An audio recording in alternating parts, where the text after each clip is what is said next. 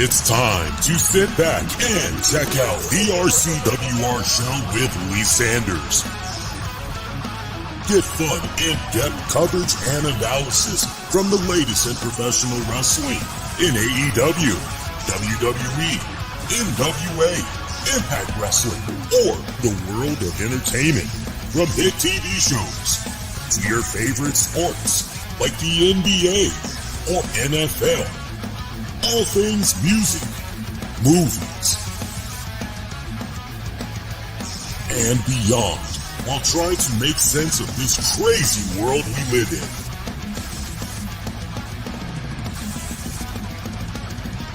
All while keeping it honest, insightful, and interactive since 2011. And now your host, live from the nation's capital of Washington, D.C., Lee Sanders.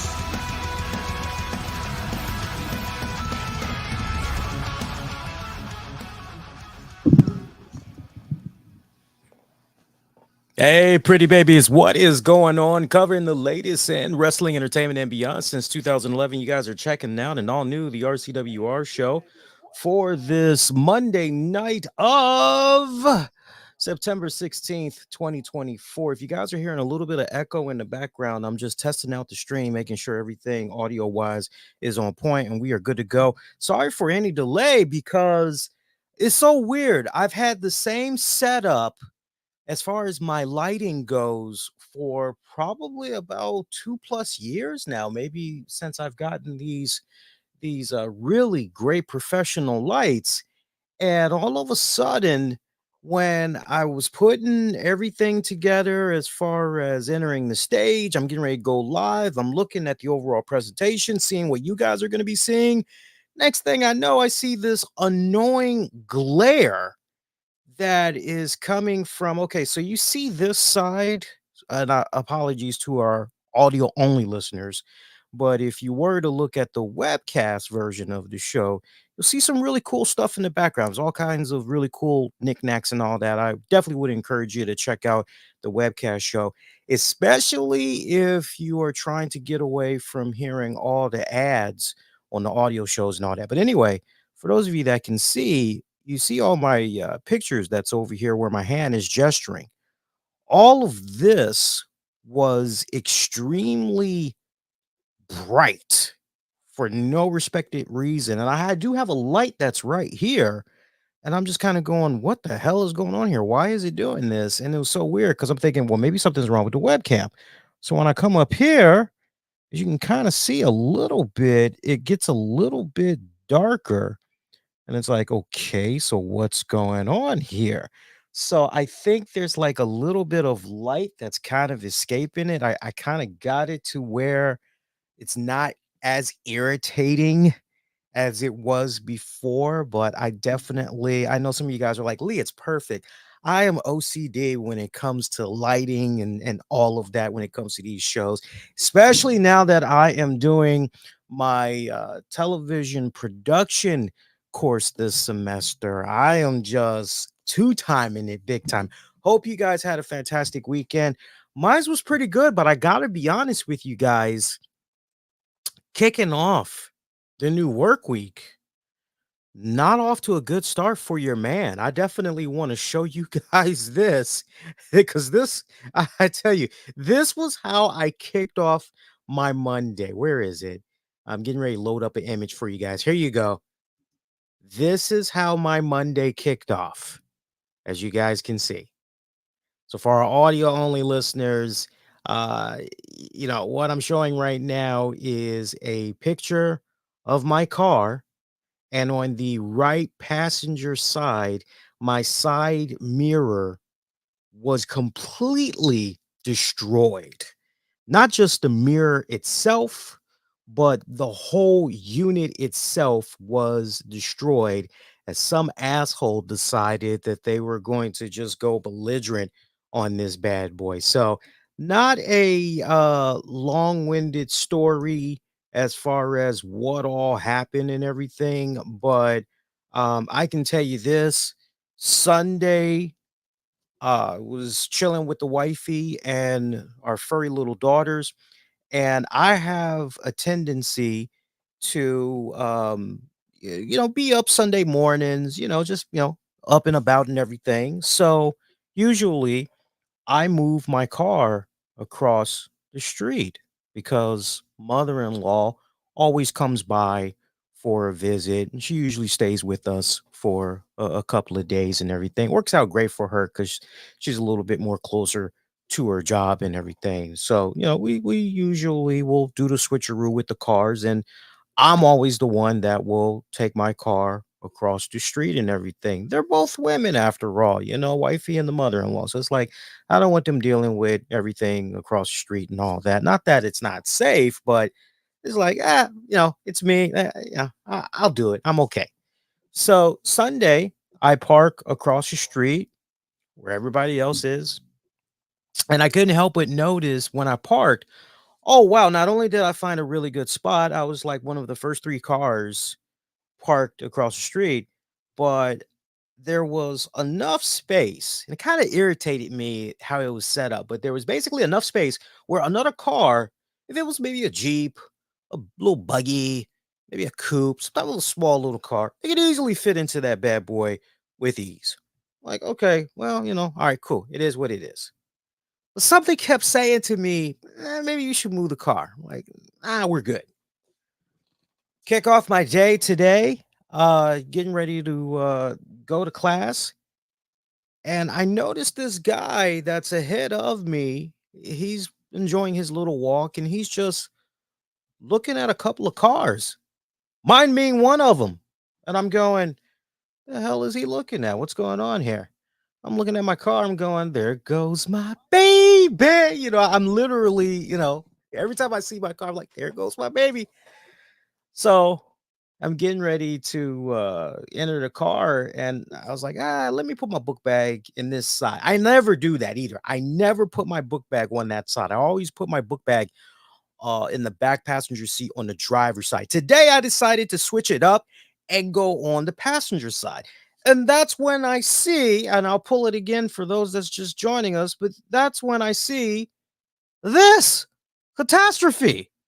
And I go, what the flying fuck? So I get in contact with my wife, first person I call. I say, hun, it's like, you'll never believe this. Because she goes, are you okay? What's going on? I'm like, no, I'm not okay. I tell her what went down.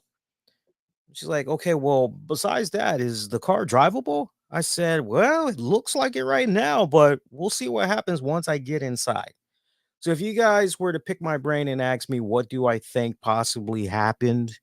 I'll give it to you right between the eyes. I think that there was, because kids are back in school, right? I mean, at least definitely over here in the DC, Maryland, Virginia area, the kids are back at school now. So what I suspect happened probably sometime after 8, maybe 9 o'clock at night, going till about maybe 2 o'clock in the morning.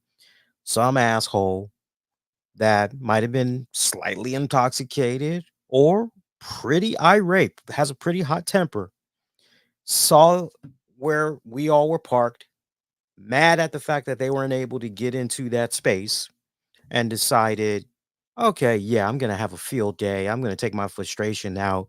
And like I said to my wife, I said, and let me show this to you guys one more time. Because what's really cool about my ride is you see that wire. Again, apologies to our audio listeners. You see that wire that's holding it all together? Man, I am so glad that wire is in place because when I'm in my car, I can automatically adjust my side mirrors accordingly. It's a really cool feature that I can do.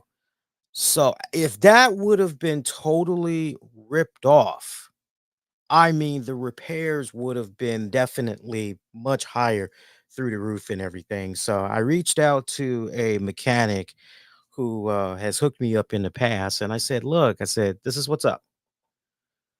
$273. So it's like, oh. On the one hand, I'm happy that it's under $300, but then on the other hand, it's like, man, that's almost $300 that could be going towards a bill. You guys know the drill. You know the drill. So it's very, very nerve-wracking right now. Um, Somehow I'm still being optimistic though. Somehow I'm going, well, look, at least it's still drivable. At least that's like the only issue because it could have been much, much worse. It definitely, for those of you that might be curious, because you might be thinking to yourself, Lee, does this change your mindset as far as where you're going to be parking in the near future? Yeah, I'm definitely, your man's going to be parking like back, way back because, like I told my wife earlier tonight, I said, man, there's a weird pattern I've been noticing these past handful of years, it kind of seems like, which is if you're parked anywhere across the street, almost halfway, your car might get messed up. And I would say, as long as I've lived in this neighborhood, which has been over like 10 years now, I have probably seen, God, including my car, my wife's car, I've probably seen cars messed up on at least 6 occasions. So what's that, guys? Is that safe to say if I've been here over 10 years, is that almost a case where something's getting messed up every other year and it was just our time? I mean, seriously. What did you guys think about tonight's WWE Raw? Sound off. Let me know your thoughts. Your man's doing good otherwise. Your man's doing good otherwise. Let me know. We got a Twitter poll up at the RCWR show. We also got something up on YouTube as well. I want to poke my head in that bad boy and see how you guys are voting so far. Look, tonight's show out there in Portland, pretty solid stuff. Yeah, I see the early results that's coming in now via YouTube. Looks like we got a tie in one instance, but I do see a top dog leading the way right now. And then how we doing on X, formerly known as Twitter? I'm just curious. I want to just get an early peek right now. That's looking pretty good as well. Okay. All right. Yeah. Yeah. I would agree. I would agree with you guys. Yeah. Tonight's show definitely. I liked it overall. Some great developments that went down. CM Punk making his return yet again.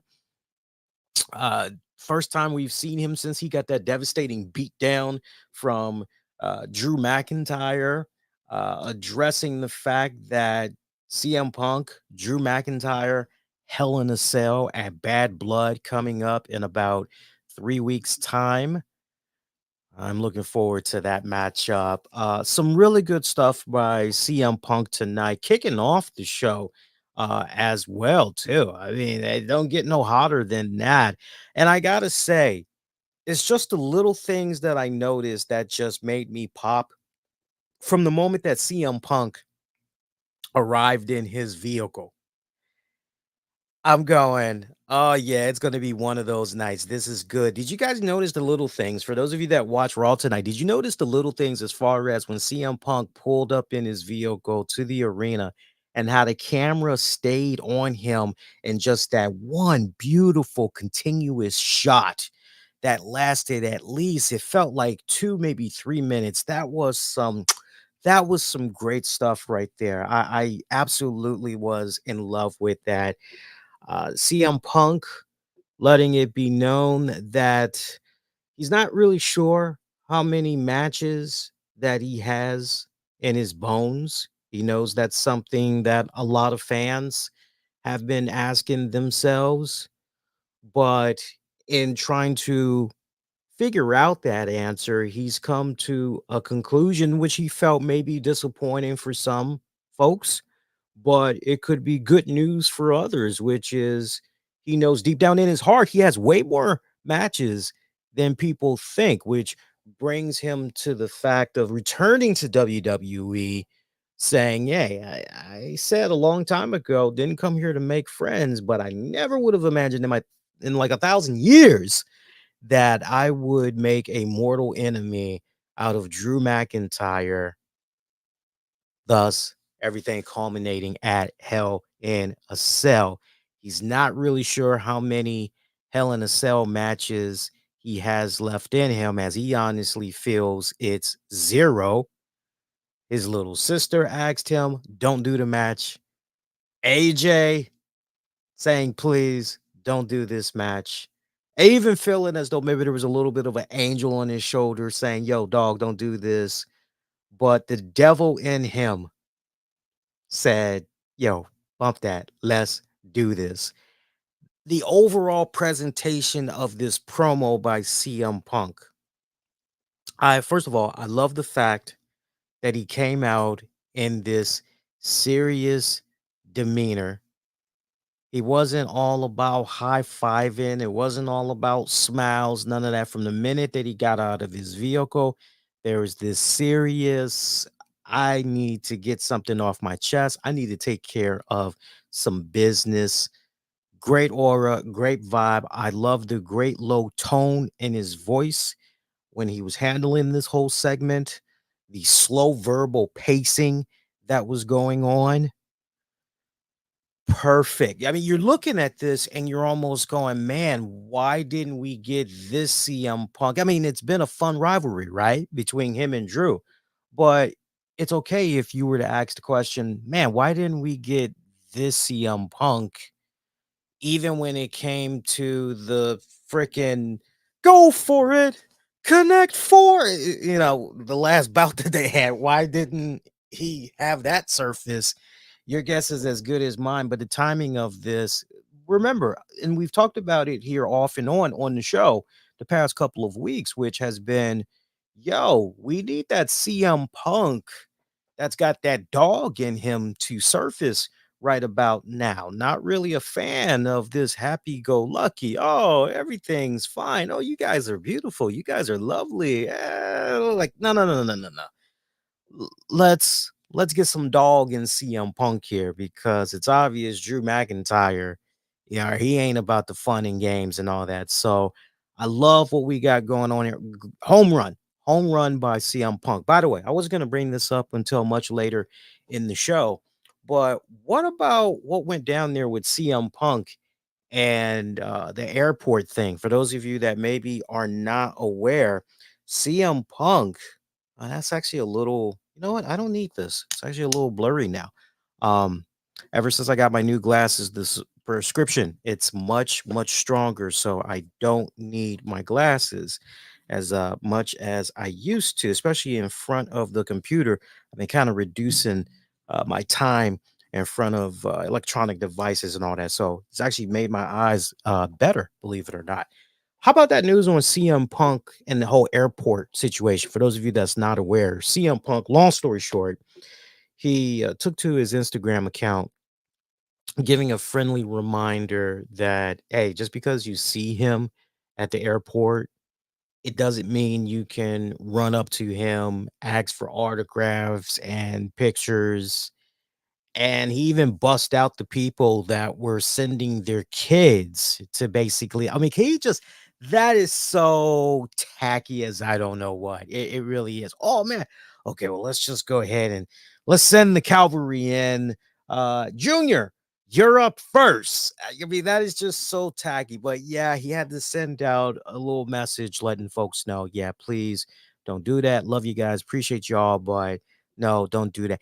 Is it me, or does it just seem as though every 3 months we have a wrestler that unfortunately is in this position where they're taking the social media and they have to remind people, and it's just one of those hot button topics that just has the wrestling community so divided. Yeah, because on the one hand, you have wrestling fans that go, well, I don't quite understand because, hey, they're entertaining us and this is like my once in a lifetime opportunity. I may never get another opportunity to let this person know how much I love them, how much I appreciate their work. This is probably my one and only. So, on the one hand, you kind of understand the mindset of some fans that operate in that fashion.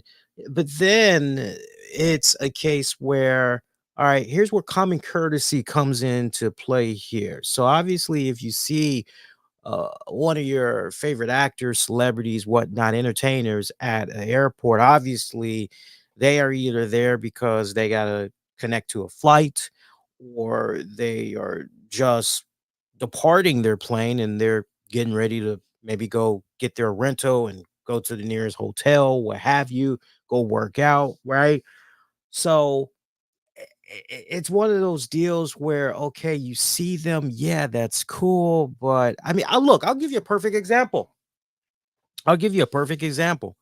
I remember, and y'all know I'm not bullshitting because I said this during my actual review for the Jericho Cruise years ago. So it's consistent what I'm getting ready to say. But after me and Tams had the Jericho Cruise, and we were among the last handful of people to get off the boat because it was so funny. We thought that Monday, maybe, late morning or whatever, we were under the impression that's when we were gonna depart. And we had got a rude awakening because we got a knock on the door at, I think it was 6 o'clock in the morning. And we're like, what the hell? And we go, we're like, oh yeah, no, we're at dock. Like, no, go ahead. Like, everybody's got to be off the boat by, I think they kicked us all off the boat by about 7 or whatever. So we're like, oh, okay. Now, luckily, I packed everything up the night before. So that wasn't too bad, right? But we were one of the last handful of people to get off the boat. I'm setting all this up because guess who well, at least me, Tams wasn't paying attention. I ended up seeing Chris Jericho. Chris Jericho had his little crew. It was so badass. It was so badass. Chris Jericho had a cup of coffee in his hand. My man wasn't carrying a goddamn thing. He had like about at least 5 to 7 guys that were carrying all different types of stuff. And they was just rushing right along with him and everything. And I saw Jericho. I was like, oh, snap. And I could have easily did a hand gesture. I could have easily, yelled at him. I could have done a gazillion different things. But I said to myself, not the time, not the place. Obviously, we're all trying to get somewhere, right? So, I mean, if you want to pick my brain, honestly, when it comes to that, to CM Punk's whole point, look, man, if they're at the airport, if they're at the gym, if they are at a restaurant, hands off. Like, no, no, no, no, no. If you happen to, let's say you're at a restaurant, they've ate their meal, maybe you overhear them say, hey, I'm going to go out for a smoke, or hey, I'm going to just go outside for some fresh air. Maybe, because at least at that point, you've been respectful enough to the point you're going, hey, yeah, I just want to let you know because I didn't want to disturb you there where you were in your meal. Just want to let you know, I really appreciate your work, appreciate everything that you do. Keep up the good work. Like, if you're trying to do something like that, man, kudos to you. I don't see how a celebrity could have any issue with that whatsoever. But if you're trying to cram a 8 by 10 or whatever in their face after they've got done eating, after they've worked out, all that it's just kind of one of those. Don't be mad if they come back at you with a snappy attitude. Don't be all up in your feelings if they carry your ass, okay? Seriously, seriously. So CM Punk makes a very valid point, and I get tired of hearing that narrative from folks of, well, if it wasn't for fans like me, they wouldn't have the home that they have. They wouldn't have this. They wouldn't have. I get so goddamn sick and that does not get you a golden ticket to be able to do any old goddamn. Like I've always felt in my heart of hearts that if you treat celebrities the way you would want to be treated with respect, if you treat them just like regular people, that goes a long, long way. So, for example, let's say, hypothetically speaking, you come across a celebrity at a gas station because it's happened. It's happened. Maybe you come across your favorite celebrity that wants some, some snacks or whatnot.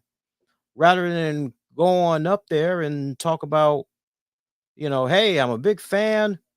I'm a big fan. Why not go, hey, how you doing? Hey, appreciate everything that you do. Are you good? If not, I wouldn't mind buying your snacks for you, right? At least come off right. So he makes a very valid point. It's just funny to me that every time you turn around, every couple of months, we've got this whole scenario where somebody is putting out a PSA over that type of stuff.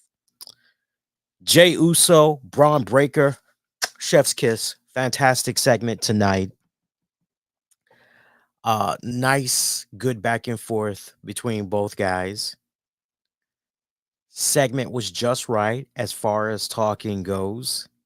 I love the zinger that Jay Uso got in there when he was talking about how Braun Breaker, pretty much a young and Braun Breaker tried to come in there, and his first verbal strike was, man, you've been in WWE, what, 14 years? And I've only been here 6 months, and I've pretty much been able to do what you haven't been able to do. Jey Uso, though, coming right back, yo, I've been winning championships since you pretty much was in diapers, son. Like, get that shit out of here. I love their back and forth. And when all that was going on, I'm going, well, wait a minute here. How old is Jey Uso? How old is Braun Breaker now? And I'm looking, I'm going, okay, so Braun would have been 12 while Jey Uso first came into the WWE. Okay, got you. Like I get what he's trying to say here. For Jay to come right back though and use that line about walking the dog, basically he's gonna walk Braun Breaker's ass. I loved it. I even loved the line where he brought up the fact that, uh, as far as once he takes the IC title away from him, how bad he's gonna beat Braun Breaker. He's gonna beat him so bad that Braun is pretty much gonna be without a wrestling job because he's gonna fail, just like he did in his NFL career. You're just going, ooh, and Braun just comes right back and slugs the hell out of Jay. Nice little scuffle and everything. But I couldn't help but look at that segment. I don't understand why Braun didn't just come back and go, well, at least I made it to the NFL. Last I checked, you didn't. I wish he would have came right back and say that. Like, it's not like it's this dark secret or whatever. Because if you watch the Jay and Jimmy Uso story and all that, you've done your research, you've listened to their interviews and all of that. It's no secret. Jay, at least he tried. He tried to freaking pursue football, but he only was able to make it as far as the college football. And that pretty much was it. Oh, I wonder if the wifey is still up because there is a unboxing. Hang on a second here. Hang on a second here. So I want to see. Hey, honey, are you still up and about by chance? Question mark. If so, could you bring inside the box that is in the bedroom so I could do the unveiling for the guys later? Period. We'll see. And hopefully, because we were supposed to do an unveiling for you guys last week of that retro Psycho Sid figure, but it slipped past my mind. So we'll see what happens. Push come to shove, I'll get it myself. I'll only step away for a couple of seconds. This go round, I'm in my pajamas. Yeah, in case you guys can't tell, I'm in pajama mode right now because after this, I'm going right to sleep. Anyway, some more stuff from Raw tonight. Some really good stuff. I love, particularly as far as match quality wise, matches of the night. I definitely love Sheamus taking on Pete Dunne. Fantastic stuff. That was actually our opener too, by the way. Great stuff by both guys. Got to give it up to my man. Hang on here. Okay, hang on a second here, guys. There's a box that's in the bedroom. It's got Psycho Sid in it. Nah. Sadly, it doesn't say. Hang on. I'll have to do that all over again. So there's a box that's in the bedroom on the recliner. Period. Can you bring that in here? There we go. What was I saying? I was talking about Jey Uso and Braun. No, yeah, we already talked about that. I was talking about Sheamus and Pete Dunne. Great matchup. Great matchup. Damn, that was fun. I could watch those guys. I won't say no, you know what? I could watch those guys forever. They're highly fucking entertaining, man. I love Pete Dunne's utilization um these past several weeks. Let's not forget we've also seen him on NXT and everything, and he got a definitive win over Trick Williams. I know a lot of Trick Williams fans are looking going, yo, what the hell, man? Like seriously, what the hell? Sheamus has been the MVP so far since he's been back. Um, put him in any situation, right? Put him in any scenario, and the guy can make it work. Match him up against whoever you want to match him up with, and he goes above and beyond and making that program and the matches pretty damn good. We got a cameo here by the wifey, the beautiful, the lovely wifey. Thank you, honey. Thank you. She made her cameo of the night. Thank you. Say hello. Thank you. All right, so we got us our unboxing that we're gonna do later tonight. But yeah, he does so well. You match him up against anybody, and in this case, with Pete Dunne, Pete Dunne. Let's make no mistake about this. Pete Dunne getting one of the biggest wins for his respected career so far under the Paul Levesque regime, right? I mean, that's huge. I mean, let's not forget Sheamus, a multi-time WWE champion. I did not got to taste the gold that many times, but in his own respected right, he is a multi-time WWE champion, definitely a future ballot Hall of Famer. So the fact that Pete Dunne had beat Sheamus right here, definitely, if you're a Pete Dunne fan, you're going, all right, they're definitely doing Pete Dunne, setting him up right direction, and everything. By the way, that touch with the cricket bat, I love that. I love that because that's essentially how Pete Dunne won it. I love that. I love that the shillelagh attempt was made, like no mas, and then later a freaking cricket bat was used. Doesn't get any better than that. Speaking of props, the Braun Strowman Bronson Reed fight, the brawl, magnificent. That was one of the best laid out brawls that I've seen in quite some time. Because I'll be honest with you guys, sometimes I would look at those brawls that happened under the Vince McMahon regime and it seemed too over the top. It seemed quite freaking comical. And then the constant camera shots, the constant, okay, cut. Right. It's almost like watching the freaking Bohemian Rhapsody movie with all those freaking cuts. I still cannot believe that movie won an award for all of its editing. That still baffles my mind because when you just, for anybody that hasn't seen Bohemian Rhapsody, go ahead and look. I'm a huge Queen fan. I watched it just to, and I just was left going, eh.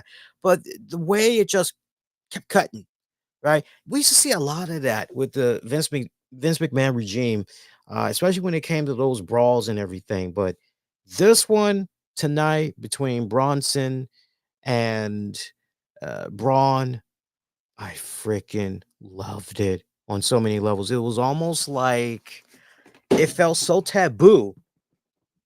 And on top of feeling so taboo, I felt that I was watching two veterans going at it.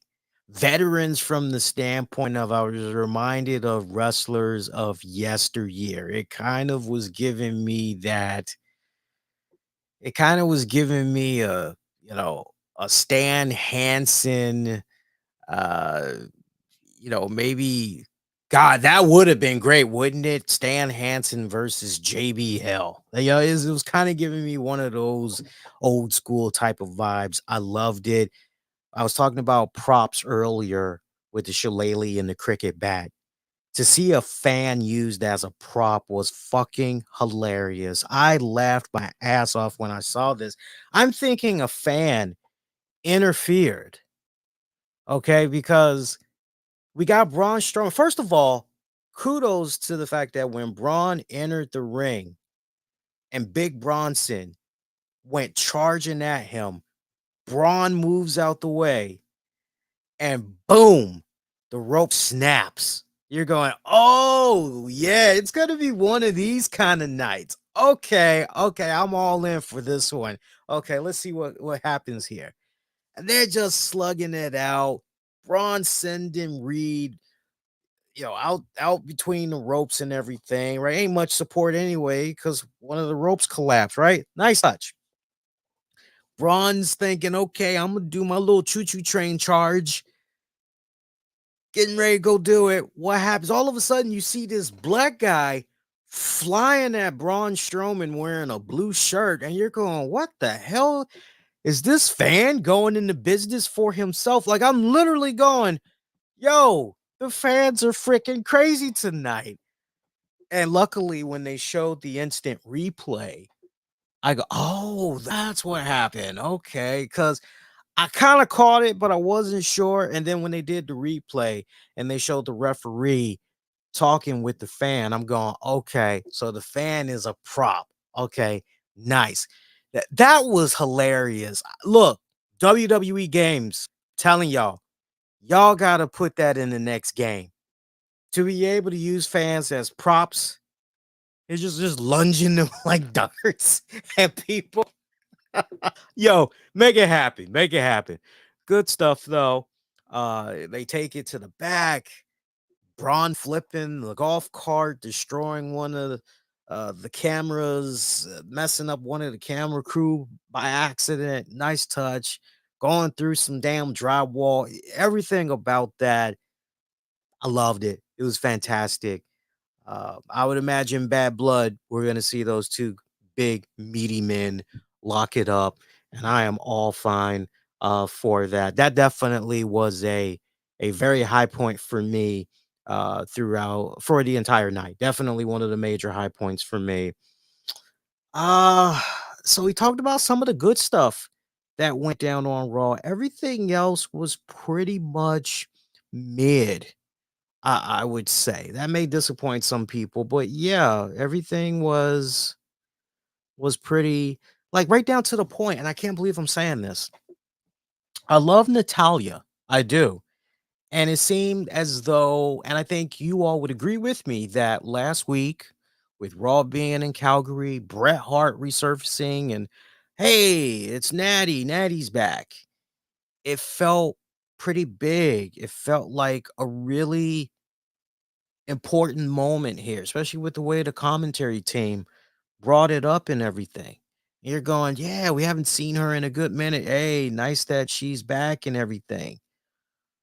But man, we incorporate her with this whole pure fusion collective. And look, Samantha Irvin, she can say that as passionately as she wants until her head pops off. That is still a very weak name as far as I am concerned. But to have her, Natalya, take on one of the Pure Fusion collective members in Zoey Stark, that whole Pure Fusion, it sounds like a goddamn drink, man. We need to change that name already. Every time I hear that, I'm thinking about some type of an energy drink. I don't know why, but I'm thinking about some type of an energy drink. That's what it sounds like to me. Natty's back. Okay, she gets a loss. Natty resurfaces again. This time we have her taking on uh, this group and Zoey Stark, and she loses again. I mean, it's almost like it's dead out of the gate. Like it's bad enough. The pure fusion, that's kind of golf clap. But then Natalya, who we haven't seen in months, I love Natty. I love Natty. I think sometimes, and there was a point where we had, too much Natty. There was too much. But I remember saying a while back, I actually miss Natty. All right, she's back, but not this way, man. Come on, not this way. Wasn't a fan of this whatsoever. I think if anything, the way this should have panned out, it should have maybe been Zoey Stark or somebody else taking on Lyra Valkyria, and maybe you could have Lyra pick up an upset win. Pure Fusion beats the holy hell out of Lyra. Natalya comes out for the save, and I kind of feel at this point that with everything that Natty has accomplished, you know, it needs to be kind of a big deal when somebody defeats her. I personally feel so. I'm not liking how things are going for Natty since she's been back. Essentially 2 weeks now. Not really good whatsoever. One other good point. Can't believe I almost forgot about this. Xavier Woods, Kofi Kingston, and the Dissension. Oh, we went to a whole new level tonight. Tag team title match against the Judgment Day. No brainer that Judgment Day was going to win.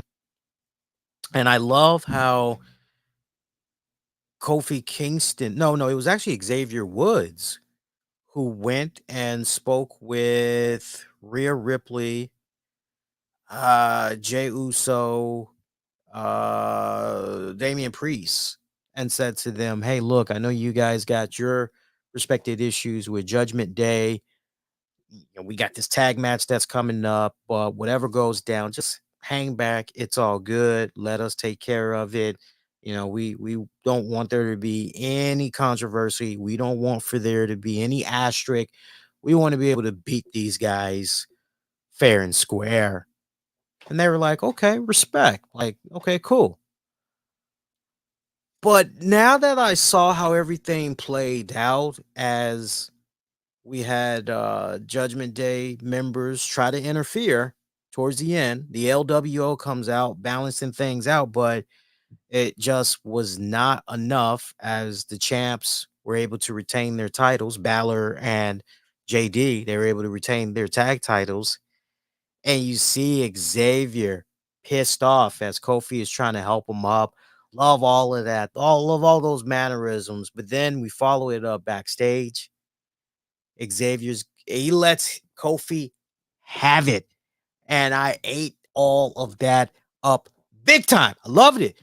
Uh, you know, Xavier saying to him, "Man, it seems like week after week after week, we're not getting on the same page here. Why is it that I'm finding out stuff after the fact and I'm supposed to be your tag partner here? Like, what the hell is going on?" Because apparently Kofi had took it upon himself to ask the LWO if they could have their back in the event other Judgment Day members interfered. And Kofi was right, but why he did not relay this information to Xavier, who knows? But great stuff that was going on here. Woods asked, when have they ever needed help? And then Kofi comes right back and says, "Well, we had Big E before, but now, we pretty much got to rely on each other. It's pretty much me and you." And the way it's interesting because the way Kofi said it, it wasn't a dig, but one could perceive it as a dig when he said, "It's me and you," right? It's kind of one of those deals.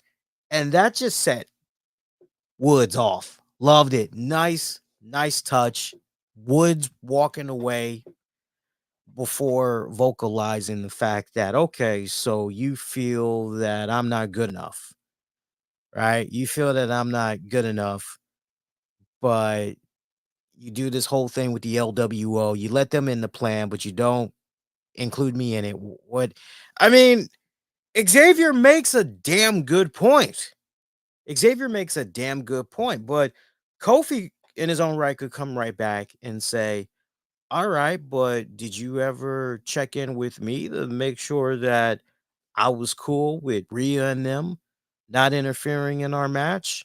And it was almost kind of one of those touche type of deals. Almost one of those touche type of deals. Somewhere I am just picturing Scarlett and Karrion Cross just kicking back, drinking some wine, eating grapes, just laughing at all of this that's going on. Because I mean, this is essentially, I think this is what Karrion Cross was trying to freaking warn Xavier Woods about. Whatever. Sami Zayn still on a campaign to get another crack at the World Heavyweight Championship, to set up Ludwig Kaiser to come out saying to Sammy, yo, it ain't happening, man. He ain't gonna waste his time with you. He pretty much was out there doing his best Don King impression, which made Sami Zayn go, look, Gunther don't need no mouthpiece. When are you gonna step up and, you know, do your own thing? You're gonna come out here and, you want to run some game. Go ahead and run your game, but have the balls to stand on your own 2 feet. Why don't you? That pretty much was his whole message and everything. Be your own man. Be a man, Hogan. Right? I mean, that pretty much was it. Gunther coming out was pretty much nice distraction when it was all said and done for Ludwig Kaiser to attack Sammy.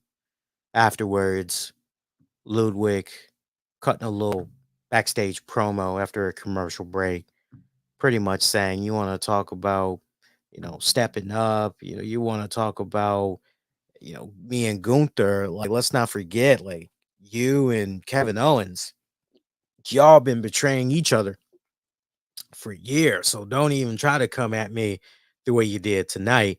So next week, it's going to be Ludwig Kaiser, Sami Zayn, one-on-one. That's going to play out on Monday Night Raw. Bianca Belair taking on Io Sky. Really good match, actually. It was a really good match. I've enjoyed every minute of that one. I miss seeing Bianca as a singles competitor. I really hope that once this whole thing with Jade has run its respected course, we can see Bianca get back to doing what she does best and everything, which is being the face of the division and everything. But I like where she is right now. It's nice that the women's tag champions, have officially moved on from Alba Fire and Isla Dawn, which brings me to this point. I wasn't going to bring this up, actually. I need y'all to chat me up. What is going on here with Isla Dawn? Because apparently she was on social media, and I guess now she deleted her account or whatever. And the gist of what I'm able to take in, it would appear, and you guys let me know if I've got this right, but it would appear that maybe folks were very, what's the right word I'm looking for? Horny, right? I mean, I guess I gotta call it for what it is, but I guess people were horny over Isla Dawn and everything. I mean, look, it's one thing to, hey, that's an attractive woman. Hey, she's got a nice shape, right? It's one thing to, throw those compliments out there. It's another when you go outside of that and you start using all this vulgar language publicly, I might add, and other downright lewd comments. That's when It's like, okay. Yeah. Look, I don't know what's going on with that. Everything at this point is just kind of rumors, right? But it kind of seems like the overall consensus is she rolled out because it was getting a little bit too spicy on social media. That very well could have been the case. It also could have been a case where maybe she just wanted a mental break from social media. Maybe she was dealing with some form of trolling or whatever. But I hate speculating.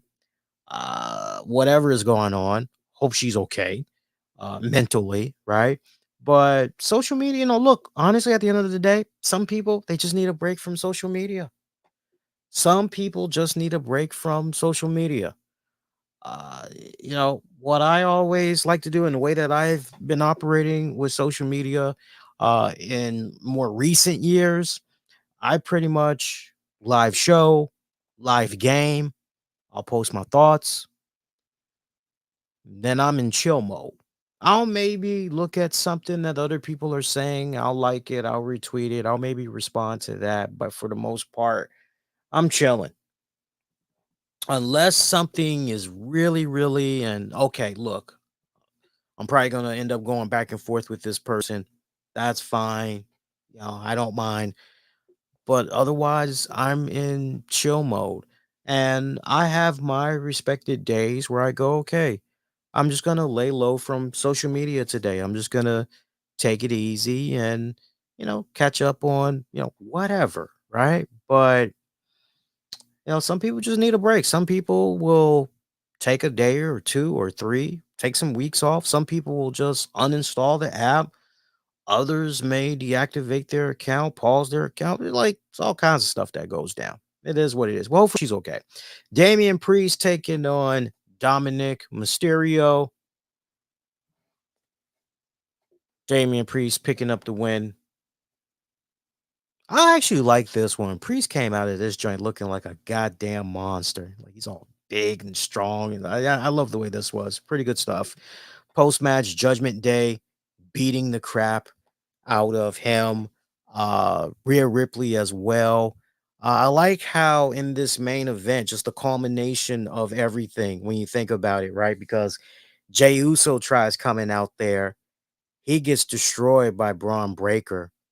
I can't help but wonder if we're maybe going to see some type of a six-person tag match that might play out and everything. But then the other thing you wonder is how does Dragunov going forward? How's he going to fit into the whole equation? Because Dragunov was approached by the Judgment Day before the main event, and they pretty much warned him through Finn Balor, yo, tread lightly who you consider to be your friends here, because right. And Dragunov, I wouldn't exactly say friends, but I definitely think of them in high regard more than I would say for you guys. Right. So they pretty much gave him a warning, yo, tread lightly, because next time we're gonna tap that ass. Uh fun little fun little show overall, I would have to say. Nice progress going towards Bad Blood.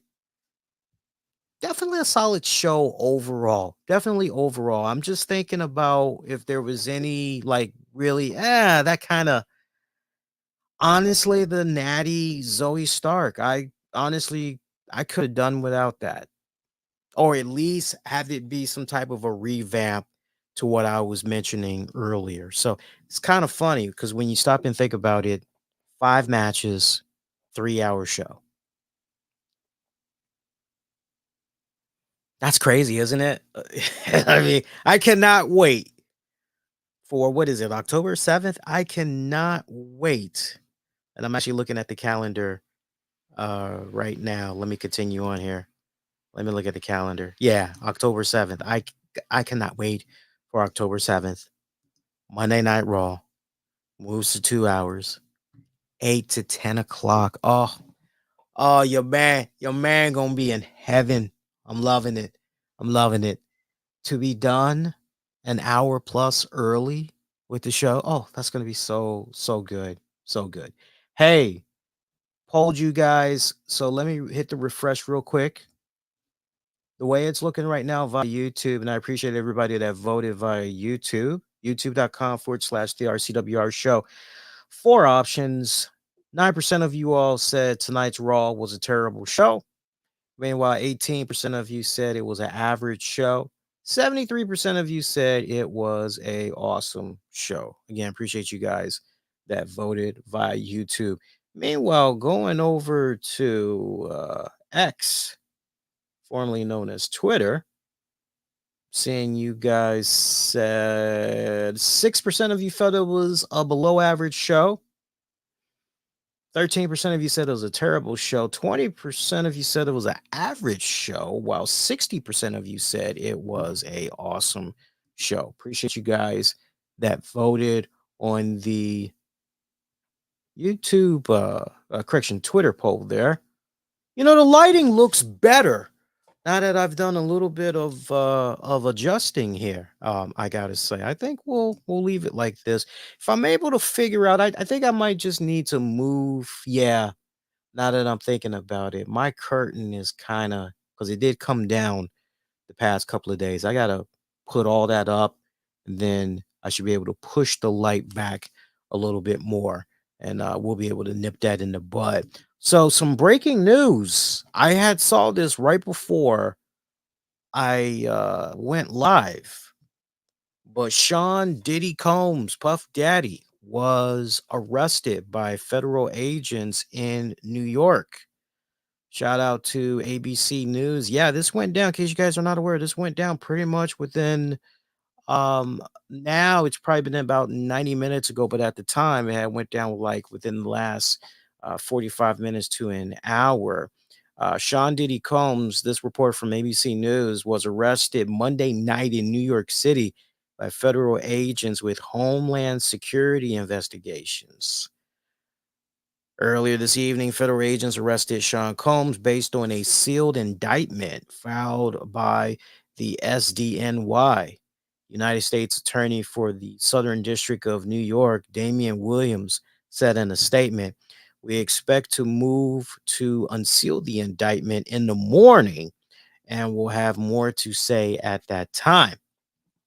A federal grand jury in Manhattan returned an indictment against Holmes, which set in motion his arrest, sources said to ABC News. And again, the charges right now remains sealed. Meanwhile, Combs' lawyer had issued a statement calling it an unjust prosecution, going on to say, "We are disappointed with the decision to pursue what we believe is an unjust prosecution of Mr. Combs by the U.S. Attorney's Office. Sean Diddy Combs is a music icon, self-made entrepreneur, loving family man, and proven philanthropist who has spent the last 30 years building an empire, adoring his children, and working to uplift the Black community." Lawyer goes on to say he is an imperfect person, but he is not a criminal. To his credit, Mr. Combs has been nothing but cooperative with this investigation, and he voluntarily relocated to New York last week in anticipation of these charges. Please reserve your judgment until you have all the facts.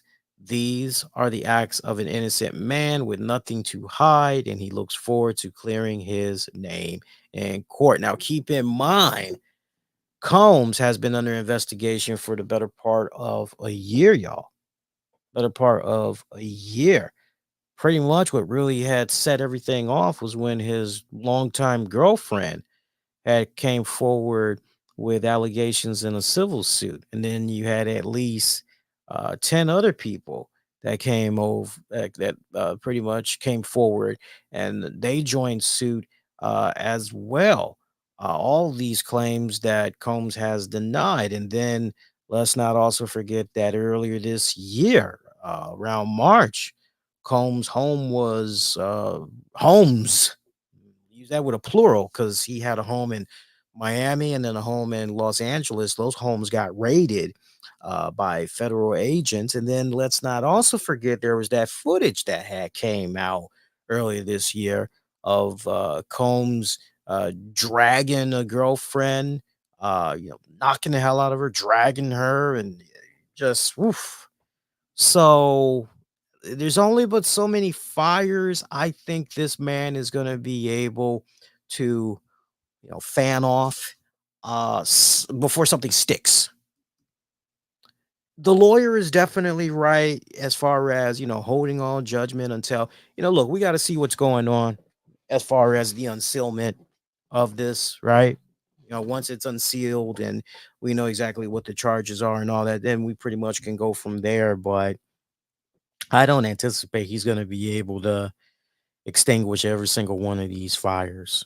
I really don't. So it's been a long time coming. I mean, look, myself and others, when we were all growing up in the 90s, going into the 2000s, we heard some things about Diddy, about Puffy, whatever he wants to call himself.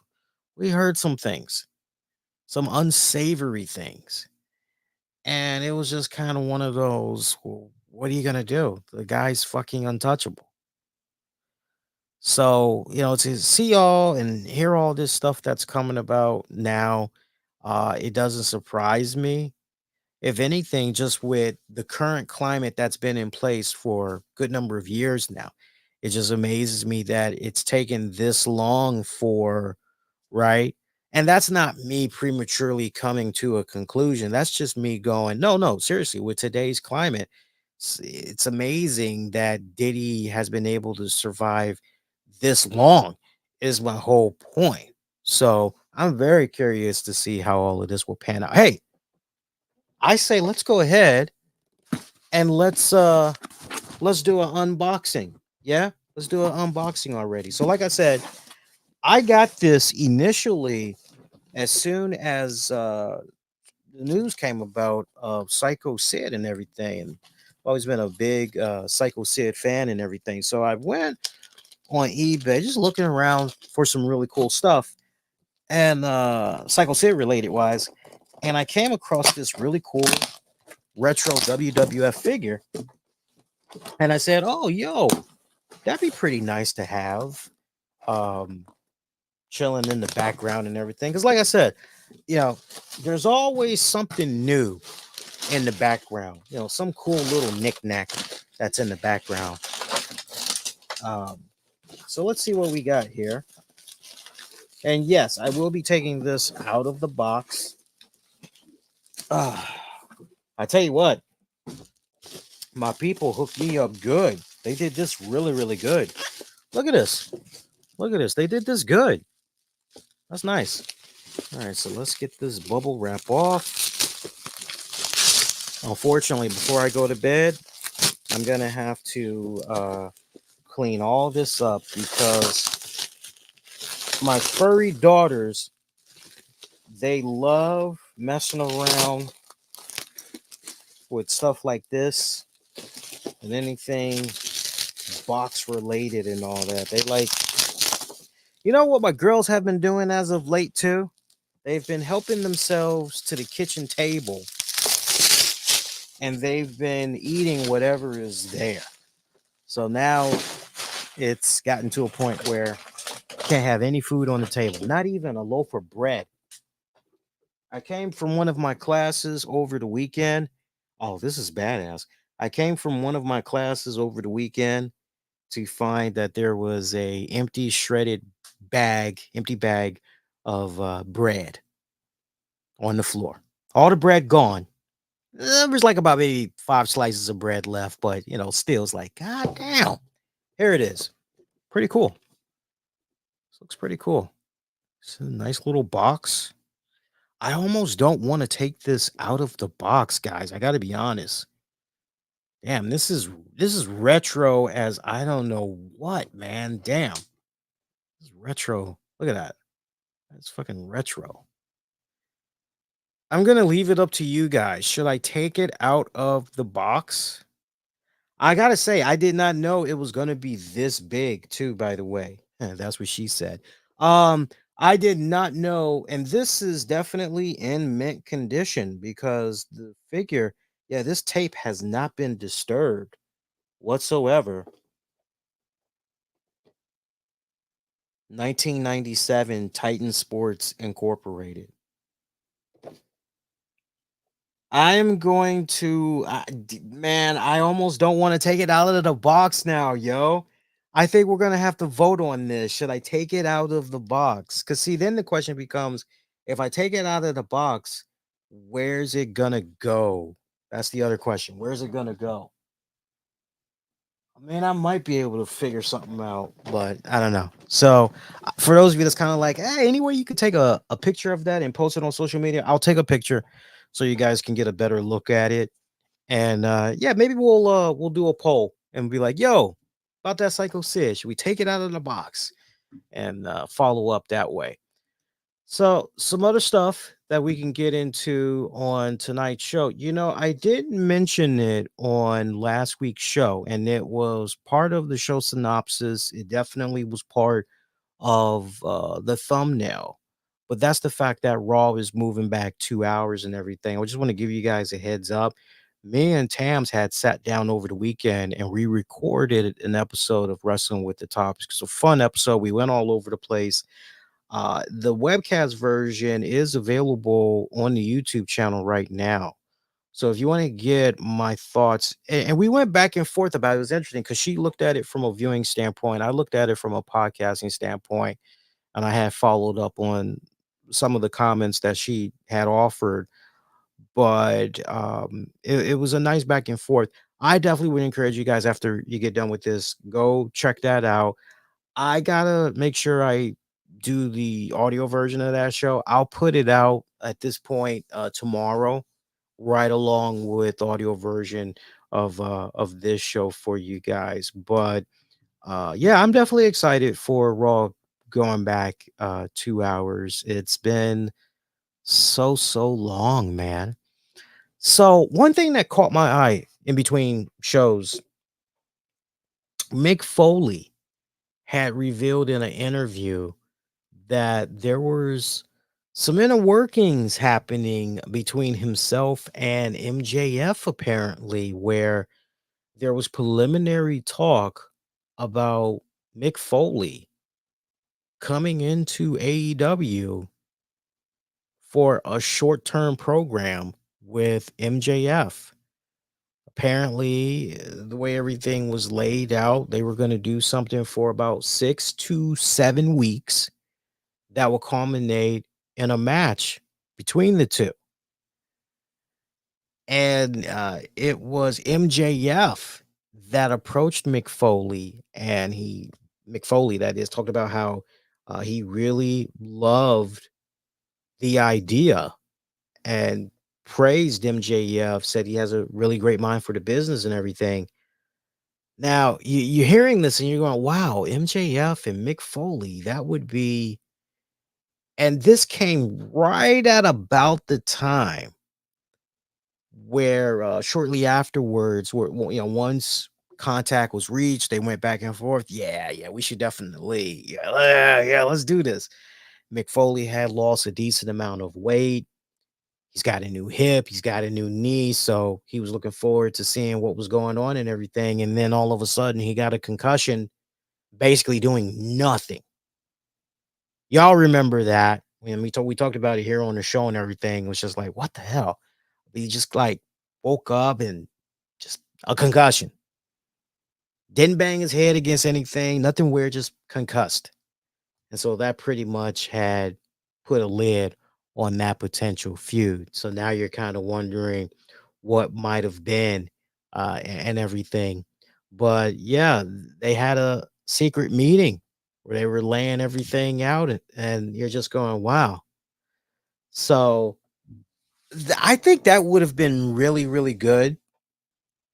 I personally, as a fan of Mick Foley's, I don't want to see him concussed or not. I just feel, look, my guy, you've done so much. You've entertained us for so many years. Love this new transition that you're in right now in your life where you are a respected writer. And every time you put something out there, it's always banging. Just keep doing what you're doing, make your appearances, do the Foley podcast. Just, you know, we're good. But to hear how close we were to getting a MJF Mick Foley match. I think that would have been pretty interesting. I know there was part of Foley that wanted to have I guess, a retirement match, if you will. He wanted to, right? And speaking of Mick Foley, apparently him and Kurt Angle, they're going to be doing something at the next GCW event that's going to be coming up. Apparently in November, Game Changer Wrestling announced that Mick Foley and Kurt Angle, they'll be appearing at GCW's Dream On event Saturday, November 23rd. I know that's a little bit far away, a little bit far. It's kind of far away. We'll remind you as it gets a little bit closer. Promise you guys.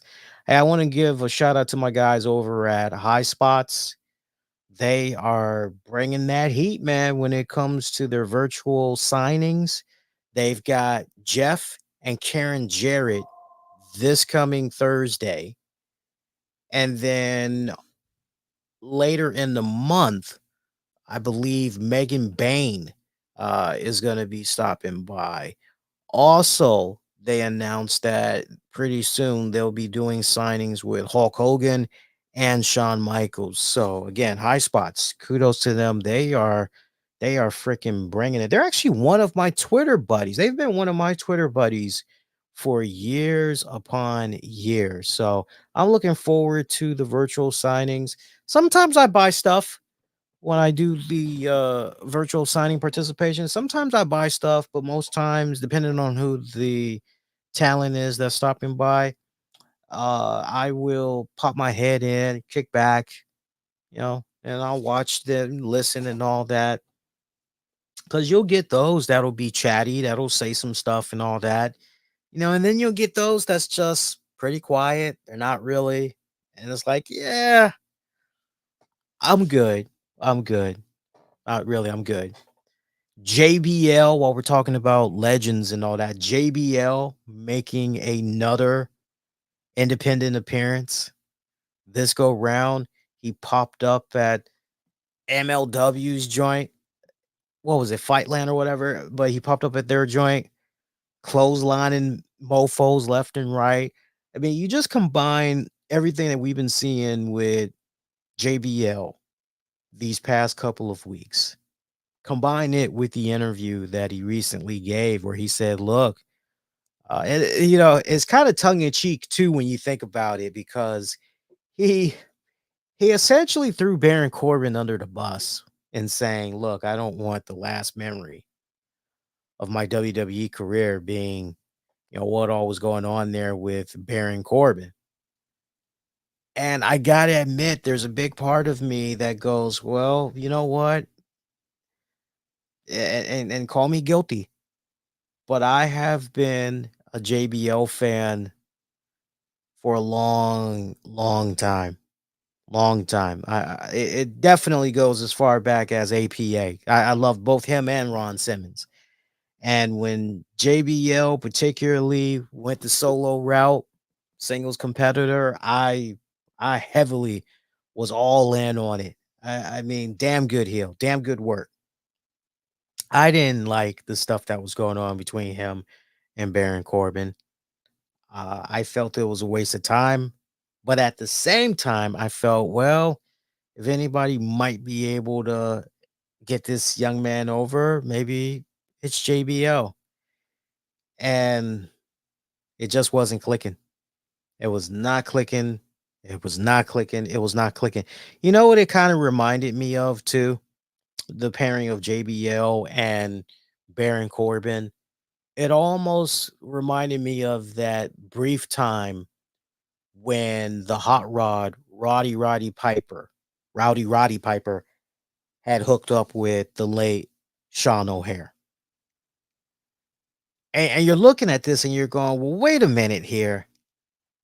I don't really know if this is really going to work, because no, Sean really doesn't need a mouthpiece.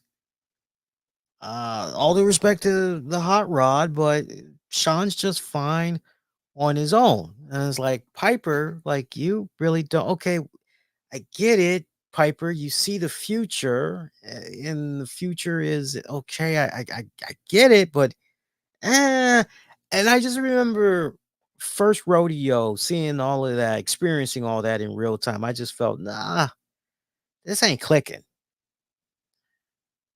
JBL, Baron Corbin, not clicking. I don't know if JBL will eventually be back in WWE, but I would like to believe that if everything goes accordingly for JBL, I'm gonna make a bold prediction for you guys. Bold prediction here. If everything goes right, JBL continues to catch lightning in a bottle, right? And I'm sure he's definitely been inspired by what he is seeing of Jeff Jarrett, Dustin Rhodes, and he's going, yeah, you know what? I think I got definitely one more good. Let's see what happens here. I have a feeling that if JBL keeps doing it right, keeps getting all that great buzz, capitalizes on that momentum, capitalizes on the social media engagement and all that, my prediction, you will see JBL participate in the next Royal Rumble. And that will lead to some type of a mini run, I kind of feel, back in WWE. Now, whether or not, it's going to be a case where, look, JBL winning championships, no, forget about it. That ain't happening.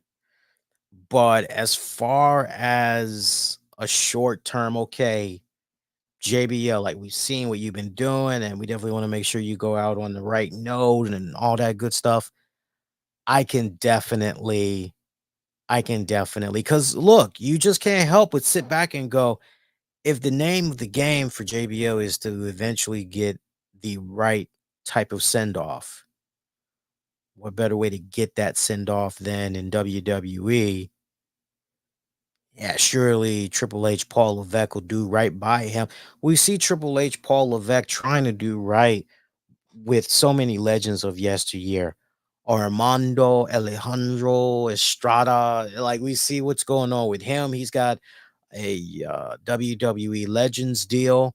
So pretty soon we're going to be seeing him incorporated in video games and you name it. I know, and we talked about it last go round, but Lisa Marie Verne, uh, Victoria, she's got a Legends deal. We know Jesse Ventura's got a Legends deal, right? So we got Triple H here doing everything in his power, trying to do right by the legends of yesteryear and everything. Yeah, I think it's just a matter of time. And I'm jumping out there. Royal Rumble 2025, JBL back. Royal Rumble, JBL is back. And we'll see how everything pans out from there. But I like what's been happening with JBL.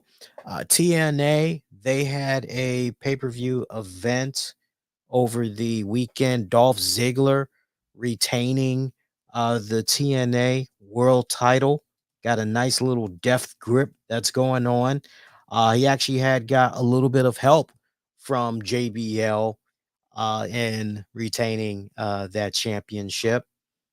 I'm trying to think what was the TNA pay-per-view, but the name is escaping me right now. I don't know why, but I keep wanting to say Victory Road, but I don't think that was the pay-per-view. I don't know why I'm second guessing myself, but sometimes it happens. No, I remembered it right. I should trust myself a little bit more.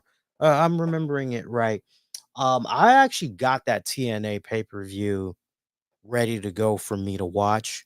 So I'm looking forward to checking that out. For those of you though that want to know the quick results of that, I do have the card here. It's a pretty solid card too. I gotta say, it was actually a pretty solid card. Let me load it up for you guys, and I'll share with you. I'll share with you guys what all had went down.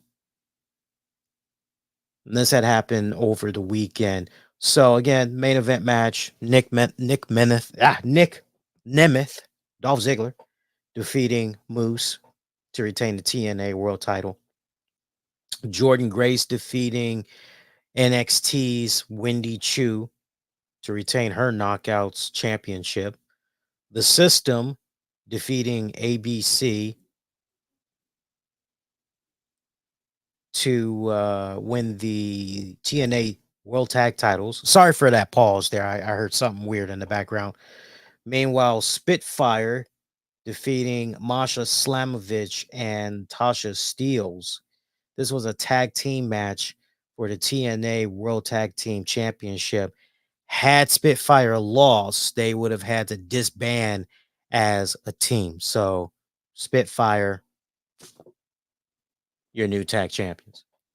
Mike Speedball Bailey, defeating Zachary Wentz for the TNA X Division Championship. So, Bailey's your new X Division champion. The Hardys, Broken Matt Hardy and Jeff Hardy, defeating First Class tag match. Hammerstone and Jake Something defeating Eric Young and Steve Macklin. That was a pre-show. And in the other pre-show, Kushida defeating Leon Slater. So it's pretty solid card. So I'm definitely looking forward to watching that on demand in the next couple of days. By the way, I saw Triple H put out this post that there is apparently going to be a new book on Lemmy from Motorhead, and it's titled No Remorse: The Illustrated Stories of Lemmy Kilmister and Motorhead. And I was curious what's going on with the synopsis for this and everything. And here's what it is. And this book comes out this week. So if you guys want to go for it, go for it. It's going to cost you about, depending on where you're looking, it's going to cost you about up to $35. But the synopsis for the book reads as follows: the illustrated stories of Lemmy Kilmister and Motorhead is to celebrate the upcoming 50th anniversary of the legendary Motorhead. Z2 has gathered some of the greatest living musicians, Ozzy Osbourne, Lars Ulrich, Slash, Dave Navarro, writers Neil Gaiman, Michael Moorcock, pro wrestlers Triple H, Corey Graves. Let's see who else. I mean, this just goes on and on and on, talking about all these people. Featuring a brand new foreword by his dear friend Dave Grohl. This 176-page book pairs 28 rock stars with 28 acclaimed illustrators to bring these incredible true tales of Lemmy Kilmister to life.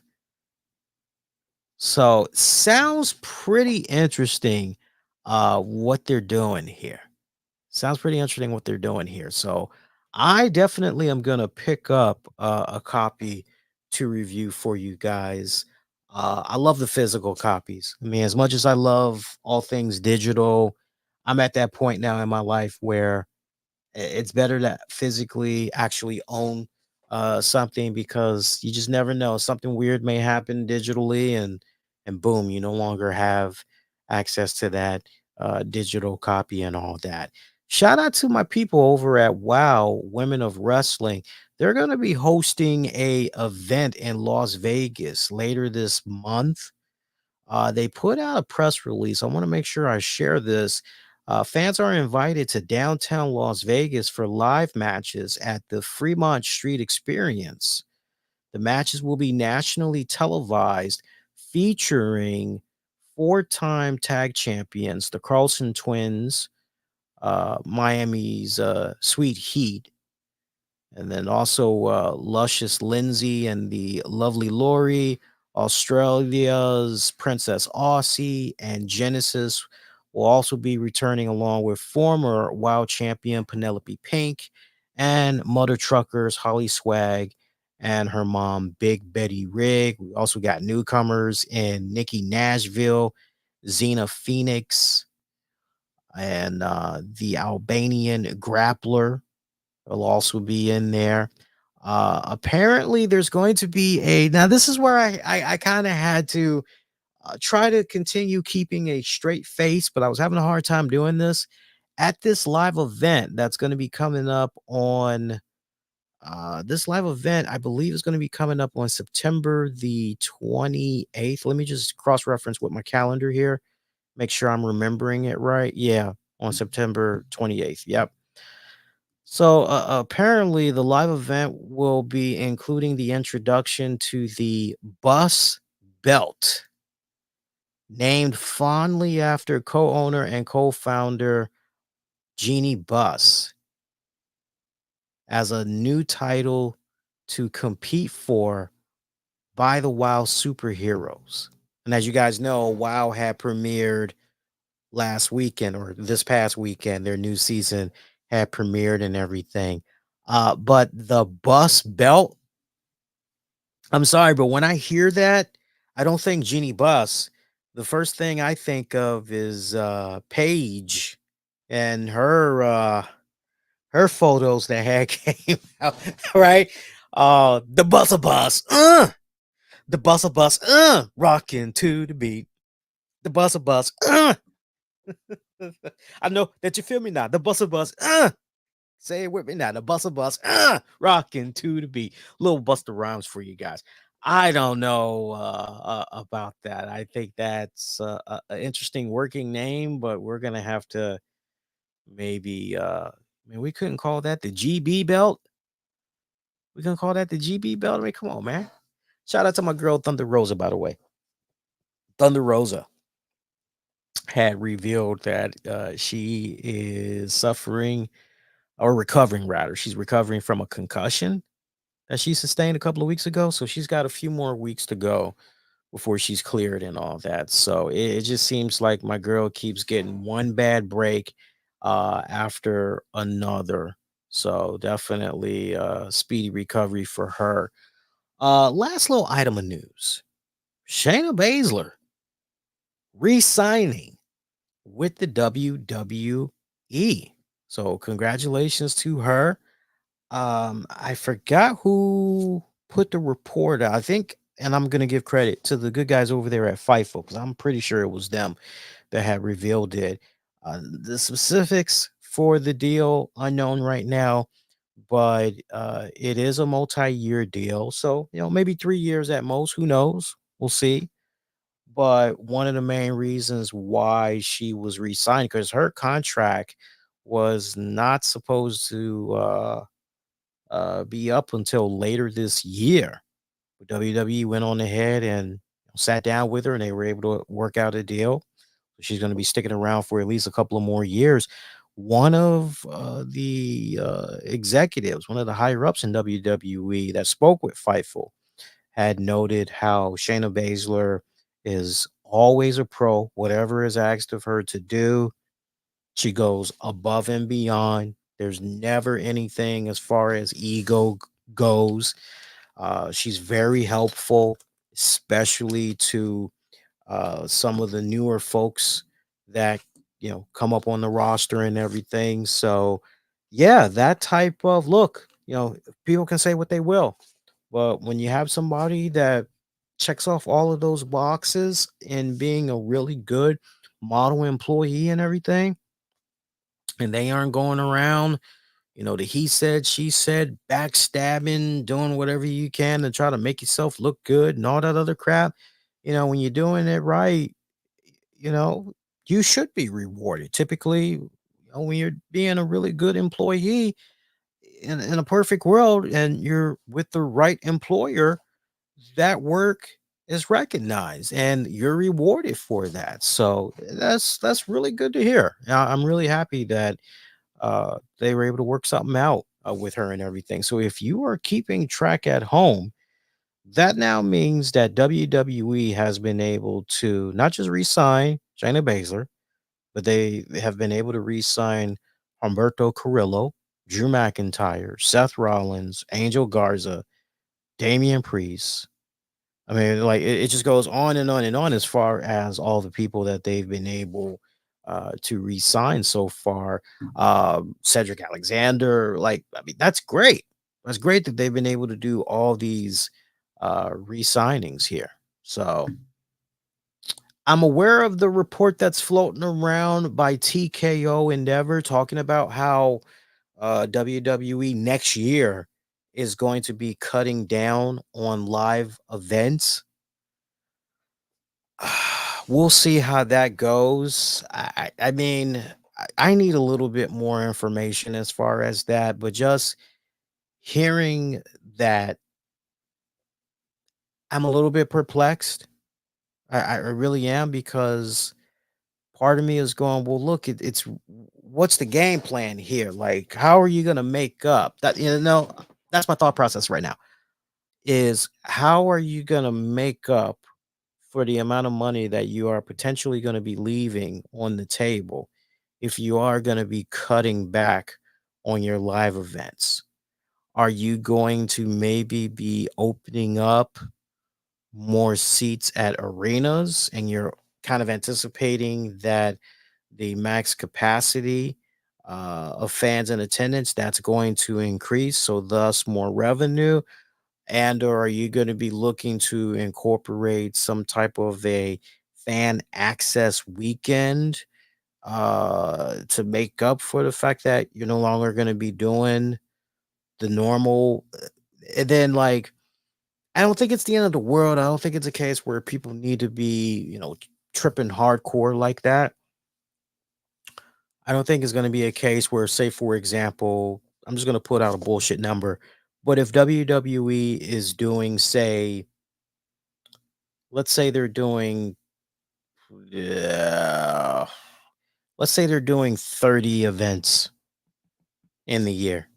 Say they're doing 30 events between the main shows, NXT, right? The takeovers and all. Let's just say 30 shows total.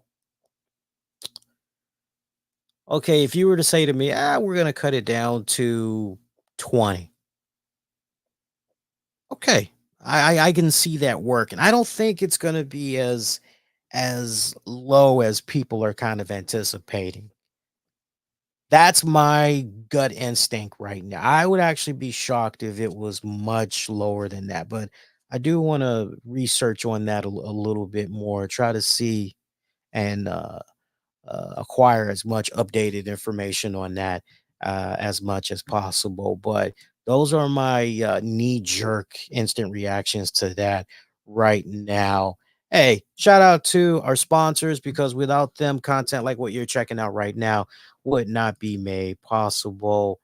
Once again, by the way, rest in peace, Frankie Beverly. We lost a good one there. Um, Lost a good one there.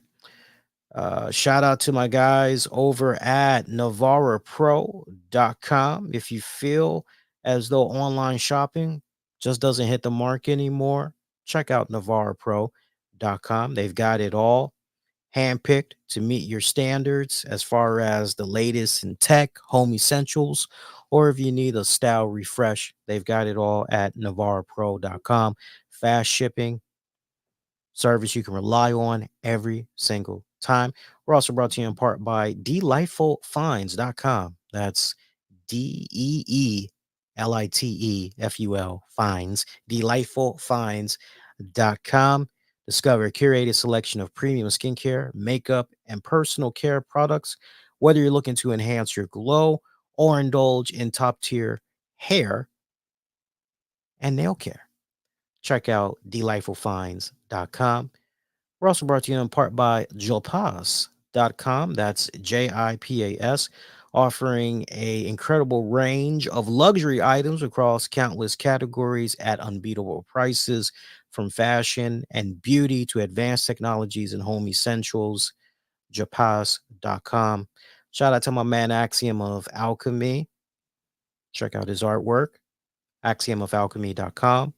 And for those interested in starting up your own cannabis dispensary but need help licensing, costs, getting everything set up for really good low price, you can do all that and more. 100% legal. Canaglobe.biz// sweet sensations. The RCWR show with Lee Sanders is also brought to you in part by Top Tier Financial Group. For those of you that need help in the tax department, make sure you utilize these guys. Over 15 years of knowledge and experience in the tax industry, helping to develop really great strategies to assist all taxpayers trying to obtain a fresh start. Last but not least, we're brought to you in part by ancientsupplements.store. Check them out for all your vitamin supplement needs. Made in the USA, 100% great quality, satisfaction guaranteed, or your money back. Ancientsupplements.store. Check out all of these great sponsors. Without their kind contributions and working with us and everything, content like what you're checking out right now definitely would not be made possible. So give it up to our sponsors. Make sure you check them out. Besides that, your next edition of the RCWR show, we're definitely gonna be doing something possibly later this week. I'm kind of toying with the idea. We'll see. I know for sure there's going to be another edition of Wrestling with the Topics. Tams is looking forward to that. So that is definitely going to be loads fun. Be kind, rewind. Check out previous episodes you might have missed on demand and on the downloads wherever you get your podcasts. Just search the RCWR show. Shout out to friends of the show as well. Shout out to Mish Thomas and Joe Numbers of Wrestling Soup. It was cool having Mish do a drive-by over the weekend when we were doing Wrestling with the Topics. And I miss you too, bud. We definitely got to do something real soon. It's the fact that it's essentially been 2 years now. That's a crime. That is a crime. That definitely needs to change. I tell you what, if I'm able to do what I need to do to get this car fixed, because besides the side mirror, guys, that isn't the only thing that's going on. Like, it's time for me to update the rotators and all that. So I was like, I got to do that. It's time for an oil change. Got to do that. So hopefully I can do what I need to do with the car in the next little bit and be on point so I can enjoy some traveling, see some friends, see some family. I'm kind of getting the itch. I'm definitely getting homesick. I can tell you that. I'm definitely getting homesick. I miss a good Chicago dog. I've been fiending for a Chicago dog, and I've been fiending for some White Castle. And before anybody says to me, oh, there's White Castle in the frozen food section, it does not beat. And anybody that has had White Castle will tell you. White Castle or Crystal, anybody will tell you. It doesn't beat having the real thing from the actual restaurant. It just doesn't. Just doesn't. So that's going to do it. Hey, for those of you that have not, make sure you show love to the YouTube channel. Hit the subscribe button, all that jazz. For this very same episode, make sure you hit the like. Helps put more eyeballs on the content. Till next go round, my pretty babies, I am wishing all of you all to be safe. Most importantly, be kind to one another. Rest in power, Tito Jackson. I'll check y'all out next go round. Take care, y'all. Peace.